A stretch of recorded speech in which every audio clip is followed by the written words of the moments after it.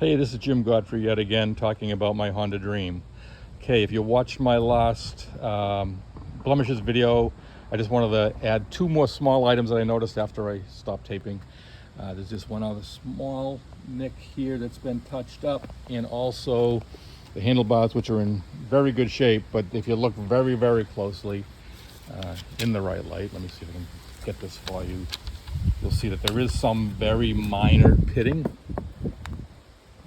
See it, there you go, you can see the little brown spots. You have to be looking for it. In general, the bike just looks all shiny and new. Okay, so the main reason for this video, I wanted to talk a little bit about some of the things that I did during the restoration and how I did it and what parts I used and stuff like that. It was back in 2006 to 2008. It took me 2 years to do this. I did all the work myself, a little bit of help from my dad towards the end. In general, what I did is I tried to replace all parts that were in bad condition with OEM parts, either new old stock or parts that I could find online that were in really good shape, and use the OEM anytime I could. A couple of areas where I had to skimp just due to money budget was on the rims, and it's not really skimping because they look beautiful. These are the Union Cycle rims and aftermarket spokes, and so they're not made by Honda. They do the same exact job. They work really good. They look awesome. And other than the Union Cycle stamping on the side of the rims, you might not know they're not original. On the tires, these particular tires are Chengsheng, I think is the brand name. When I first did the restoration, I used these Firestone tires with the white walls. I know a lot of guys use these on these Dreams. They look really nice on there. After 2 or 3 years driving around on them, I started to see a little bit of cracking. I was talking to a guy at the motorcycle shop, and he said that you'll find that if you go to a nice Japanese tire, you'll get a much better ride. And oh boy, was he right. So these are Chengsheng tires. I put this fake white walls on there to give it the same look and styling for the bike. Looks great, and they're very drivable tires. If you were going to put this bike in the museum, you might want to throw the Firestones on. Those can go with the bike, no problem. Also, that rack that this bike used to have on it, I didn't put it on it because I think the bike looks a lot better without it. Okay, a few other things that are not original.